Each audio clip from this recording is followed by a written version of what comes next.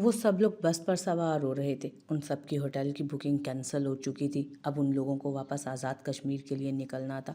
बारिक सबका सामान अंदर रखवा रहा था। जब उसने सबको देखा तो तकरीबन सब लोग ही बस के बाहर इकट्ठे हो चुके थे। उनकी वापसी का सफ़र बस शुरू होने को ही था जब उसने ज़बर को इशारा किया, जो टाइम देखते होटल के अंदर की तरफ देख रहा था। मिस्टर ज़ोहर, आपको क्या किसी के आने का इंतज़ार है जो आप इतनी बेचैनी से बार बार अंदर की तरफ देख रहे हैं? ज़रान उसके गले में बाहें डालते हुए उसे बाहर की तरफ घसीट लाया। हाँ यार, वो तुम्हारी भाभी का इंतज़ार कर रहा था, अभी तक आई नहीं। मैंने तो उसको रात को ही बता दिया था कि सुबह हम लोग वापस जा रहे हैं और वो हमारे साथ वापस आ रही है। उसने ज़रा हैरत से पूछा था। यार, उसे तो एंजॉय करने दो। तुम तो अपना ट्रिप ख़त्म कर रहे हो, लेकिन वो बेचारी तो अपना ट्रिप एंजॉय करने आई है ना। ज़रान ने उसे समझाना चाहा। जब ज़बर ने नफ़ी में सर हिलाया। हरगिज़ नहीं, वो मेरे साथ वापस जाएगी और ये बात मैंने उसको रात को ही बता दी थी। यहाँ डीएसपी साहब उसे मेरे भरोसे भेज चुके हैं, क्योंकि उन्हें पता चल गया था कि मैं यहाँ आने वाला हूँ। मैं हरगिज़ उसकी तरफ से लापरवाही नहीं बरत सकता, और वैसे भी वो मेरी इज़्ज़त है, निकाह में है वो मेरे। मैं हरगिज़ उसे यहाँ अकेले नहीं छोड़ूंगा किसी गार्ड के भरोसे। तुम लोग गाड़ी में बैठो, मैं उसे लेकर आता हूँ। वो कहते हुए वापस वहीं से पलट गया, जबकि ज़रान ने कंधे उचकाए और कदम इबादत की तरफ बढ़ा दिए। मैंने मुलाजिम को फ़ोन करके कह दिया है कि तुम्हारे आने की तैयारी बहुत अच्छे तरीके से करे। आखिर मेरी मिसेस पहली दफ़ा अपने घर जा रही है। उसकी कमर में हाथ डालता वो उसे खुद से करीब करते हुए बोला, जबकि सरेआम उसकी यूं बेबाकी पर इबादत ने अपनी कमर छुड़वाने की नाकाम सी कोशिश की। ज़रान, आप बिना हद करते हैं, छोड़े मुझे। और आपने क्यों कहा कि मैं आपके साथ नहीं जा रही? बल्कि मैं तो वापस अपने घर जाऊंगी। मैं ऐसे नहीं आने वाली आपके साथ। आपको मेरे घर आकर मुझे लेने आना होगा। वैसे तो रुखसती हो चुकी है, लेकिन मेरी ख्वाहिश है कि आप मुझे लेने के लिए आएँ। वो उसकी तरफ देखते हुए बोली, तो ज़रान ने आंखों में ज़रा सख्ती लेकर उसे देखा। रुखसती हो चुकी थी तो अब इस तरह की डिमांड की भला क्या तुक बनती थी? तुम जानती हो मैं उस घर में नहीं आता, फिर भी तुम मुझसे इस तरह की डिमांड कर रही हो। मैं नहीं आऊँगा वहाँ, और तुम मेरे साथ ही जाओगी। तुम्हारी सारी बातें मान रहा हूँ, नखरे उठा रहा हूँ तुम्हारे लिए, तो बेहतर है कि तुम भी मज़ीद मेरे लिए इम्तहान पैदा ना करो। रुखसती हो चुकी है, दादी खुद अपनी मर्ज़ी से तुम्हें मेरे हवाले कर चुकी हैं, तो अब क्या फ़ायदा है इस तरह की डिमांड करने का? वो सख्ती से कहने लगा। बेशक फ़ायदा नहीं ज़रान, आप ठीक कह रहे हैं। बस मेरी ये डिमांड नहीं है, मेरी ख्वाहिश है। कितनी अजीब थी ना मेरी शादी, ना निकाह पर मैं दुल्हन बनी, ना रुखसती पर दुल्हन बनी। मेरे नसीब में क्या दुल्हन बनना लिखा ही नहीं था। चलें, दुल्हन नहीं बनना, कम अज़ कम मुझे अच्छे तरीके से रुखसत तो किया जाए ना। ये मेरी ख्वाहिश है ज़रान, बस मुझे दुल्हन बनना है। वो उसके सीने पर हाथ रखकर बेहद करीब खड़े उसे अपने दिल की ख्वाहिश बता रही थी। तो तुम्हें दुल्हन बना कर ही तो उस कमरे में मेरे हवाले किया गया था, याद नहीं रहा? वो झुककर आहिस्ता से उसे बताते हुए पीछे हटा, तो लम्हे में उसका गाल लाल हुआ, जबकि वो उससे फासला कायम करने की कोशिश करने में लगी, क्योंकि उसका हाथ अब भी उसकी कमर पर पूरी तरह से था। ऐसे नहीं, मुझे इस तरह से रुखसती नहीं करवानी, आप मेरी कोई बात नहीं समझते। वो मुंह बनाकर उदासी से बोली, तो ज़रान ने एक आह भरी थी। किस तरह रुखसती चाहती हो तुम अब की बार? वो सीरियस अंदाज में पूछने लगा। मैं चाहती हूँ कि सब लोग दरवाजे तक आकर मुझे रुखसत करें, मेरे सर पर कुरान रखें, उसके साए में मुझे आपके हवाले करें। ये होती है रुखसती। इस तरह से कह देने से रुखसती नहीं हो जाती। मतलब तुम ये चाहती हो कि सब लोग एक साथ मिलकर तुम्हें मेरे साथ रुखसत करें? वो जैसे नतीजे पर पहुंचा। इबादत ने खुदा का शुक्र अदा करते हुए हाँ में सर हिलाया कि उसकी बात वो समझ तो गया था। ठीक है, लेकिन मैं घर के अंदर नहीं आऊँगा, वो शर्तन बोला। तो इबादत ने फ़ौरन हाँ में सर हिलाया। उसके लिए इतना ही काफ़ी था कि वो उसे लेने के लिए आ रहा था और उसकी बात मान भी रहा था। उसे और कुछ नहीं चाहिए था, बस वो ये चाहती थी कि वो एक अच्छे तरीके से रुखसत होकर उसके पास खूबसूरत यादें लेकर जाए। बाकी ज़रान उस घर में क्यों नहीं आता या उसके फादर के साथ उसका क्या मसला चल रहा है, इस चीज़ से इबादत को भी कोई वास्ता ना था। बस उसका शोहर उसके साथ खुश था और वो अपने शोहर के साथ खुश, उसे और कुछ नहीं चाहिए था। ठीक है, शाम को सबको घर के दरवाजे पर बुला लेते हैं और वो तुम्हें रुखसत कर देंगे। वो जैसे हल निकाल रहा था, इबादत उसे घूर कर रह गई। ऐसे नहीं ज़रान, वो तड़प कर उससे बोली, जबकि वो उसे फिर से घूरने लगा। ऐसे नहीं, वैसे नहीं, तो फिर कैसे? तुम्हारी कोई बात मुझे समझ में नहीं आ रही इबादत, दिमाग ख़राब मत करो मेरा।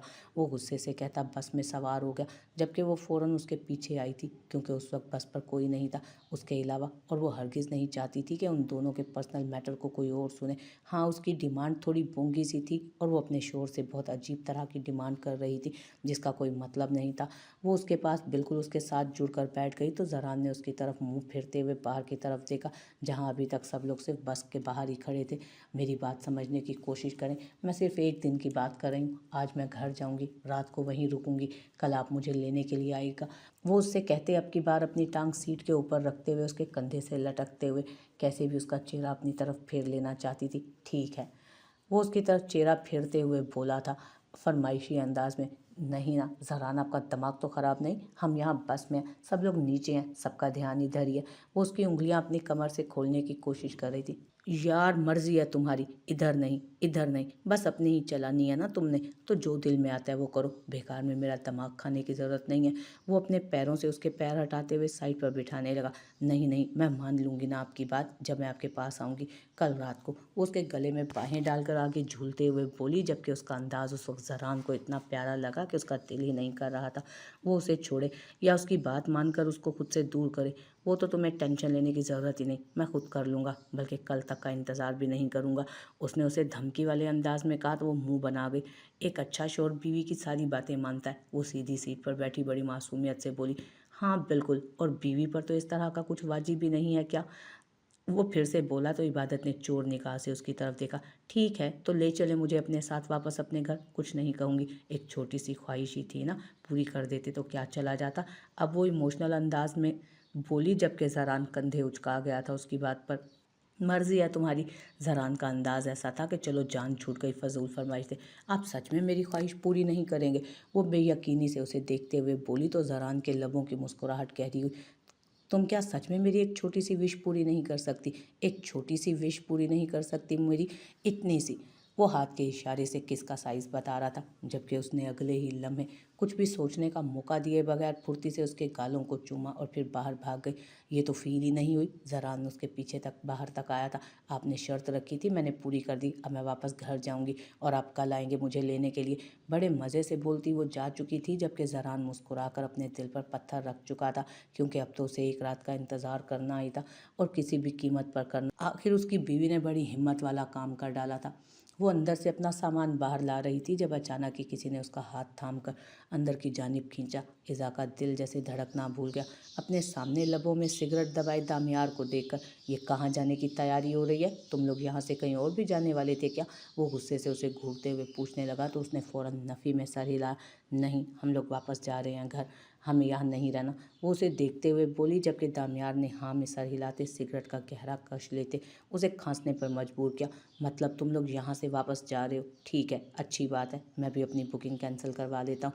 और हाँ, मैं ज़्यादा लंबे चक्रों में नहीं पड़ूंगा। यहाँ से जाते ही तुमने मुझे बताना है कि मैं कब तुम्हें लेने के लिए आऊँ। तो क्या मतलब है आपकी इस बात का? मैं नहीं आ रही तुम्हारे साथ, तुम जानते हो चाहे कुछ भी हो जाए मैं ये रुखसती नहीं लूँगी, मुझे नहीं करनी तुमसे शादी। वो अपना हाथ छुड़ाते परेशानी से बोली थी। इज़ा प्लीज़, मैं कह चुका हूँ कि मेरा दिमाग पहले ही ख़राब है, मज़ीद ख़राब मत करो। मैं तुम्हें लेने के लिए आऊँगा और तुम मेरे साथ आओगी, वो भी तुम्हारे भाइयों की मर्ज़ी हो या ना हो, तुम्हें मेरे साथ आना है और किसी भी कीमत पर आना है। निकाहनामा लेकर आऊँगा मैं। वो उसे देखते हुए बोल रहा था, जबकि वो नफ़ी में सर हिलाते बेचैनी से उसे देख रही थी। नहीं, तुम ऐसा कुछ नहीं करोगे। घर वालों को पता चलेगा कि मैंने तुमसे निकाह कर लिया है तो न जाने उन पर क्या गुजरेगी। मेरे भाइयों का मान टूट जाएगा। मैं तुम्हारे सामने हाथ जोड़ती हूँ, प्लीज़ मेरे भाइयों को इस निकाह के बारे में मत बताना। वो बेचैनी से उसे कहने लगी थी। डार्लिंग, रोना धोना बंद करो मेरी जान, तुम्हारे आंसू बुरे लगते हैं, हर्ट होता हूँ मैं, तकलीफ़ होती है तुम्हारे आंसू देखकर मुझे। वो उसका हाथ अपने दिल पर रखते हुए उसे समझा रहा था, जबकि उसके धड़कते दिल को अपने हाथ के नीचे महसूस करके वो फ़ौरन अपना हाथ हटा चुकी थी। इज़ा यार, सामान ले आओ बाकी। इबादत सीढ़ियों से नीचे खड़ी उसे आवाज़ दे रही थी, जब वो फ़ौरन ही दामियार से पीछे हट गई। यहाँ से वापस जाकर मैं तुम्हें फ़ोन करूँगा और तुम मेरा फ़ोन उठाओगी, मुझसे बात करोगी। तुम्हारे फ़ोन ना उठाने पर मैं क्या करूँगा, मेरा नहीं ख्याल कि मुझे बार बार तुम्हें बताने की ज़रूरत है। वो अपनी बात मुकम्मल करता पीछे जा चुका था, जबकि इबादत ने उसे जाते हुए देखा था।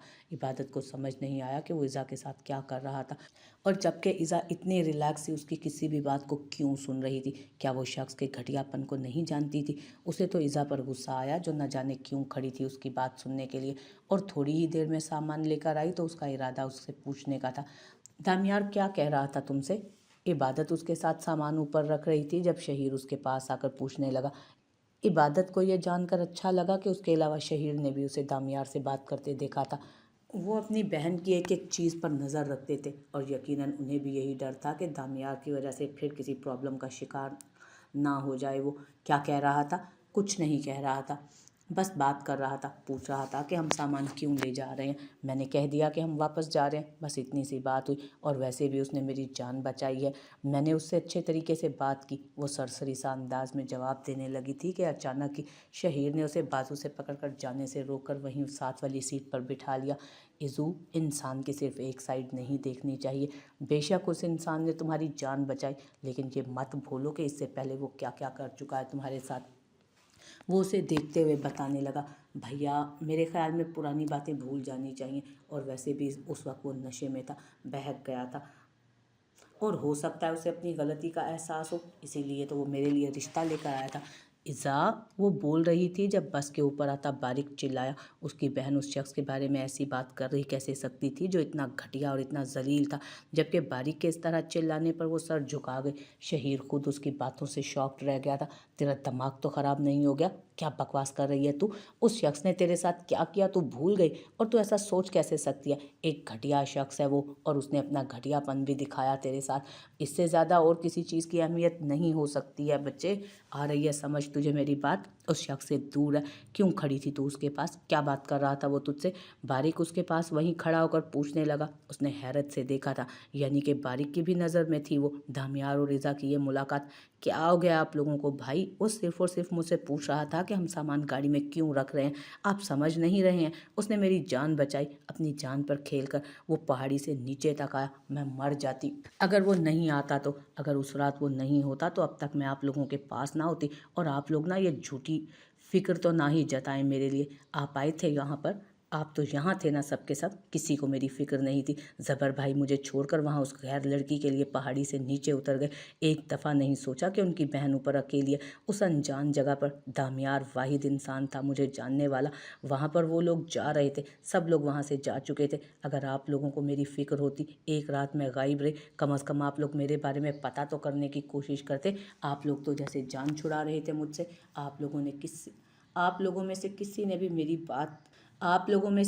بھی میرے بارے میں جاننے کی کوشش ہی نہیں کی کہ ساری رات آپ کی بہن غائب رہی ہے، آپ کی نظروں سے دور رہی ہے۔ آپ سب کو اپنی اپنی پڑی تھی، میری کسی کو فکر نہیں تھی۔ اور اب آپ لوگ اتنی فکر جتا رہے ہیں مجھ سے، تب کہاں تھی یہ فکر آپ لوگوں کی؟ جب میں وہاں برف میں مر رہی تھی، تیز برف میں 6 گھنٹے وہ مجھے لے کر پتہ نہیں کیسے کیسے دوڑتا رہا، اور آپ لوگ چاہتے ہیں کہ میں اس سے بات کرتے ہوئے اس کی پرانی غلطیوں کو یاد رکھوں جنہیں وہ بھلا کر آگے بڑھ چکا ہے۔ میں نہیں جانتی کہ وہ کتنا غلط تھا، اور اس رات اس پر شیطان کتنا حاوی تھا۔ میں بس یہ جانتی ہوں کہ وہ میرا مسیحا ہے، اس نے میری جان بچائی، اور میں آپ لوگوں کے کہنے میں آ کر فضول میں اس کے ساتھ بار بار اس کے گناہ کو یاد کروا کے خود کو گناہ گار نہیں کر سکتی۔ وہ غصے سے کہتی پچھلی سیٹ پر جا کر بیٹھ گئی، جبکہ باریک اور شہیر بے یقینی سے اسے سن رہے تھے۔ نہ جانے ایسا کیا ہوا تھا کہ وہ ایک ہی رات میں اپنے بھائیوں کے خلاف ہو گئے۔ وہ شخص اسے اپنا مسیحا لگنے لگا۔ پتہ نہیں اس نے ایسا کیا کہا ہے، لیکن کسی کے کہنے سے ان کی بہن بدل تو نہیں سکتی تھی نا۔ کچھ تو گڑبڑ تھی، کچھ تو ایسا ہوا تھا جو ان لوگوں کی نظروں سے چھپ رہا تھا۔ وہ یقیناً پیچھے اکیلے بیٹھنا چاہتی تھی، لیکن باریک کا کوئی ارادہ نہیں تھا اسے اکیلے بٹھانے کا۔ وہ اس کے ساتھ ہی جا کر بیٹھ گیا۔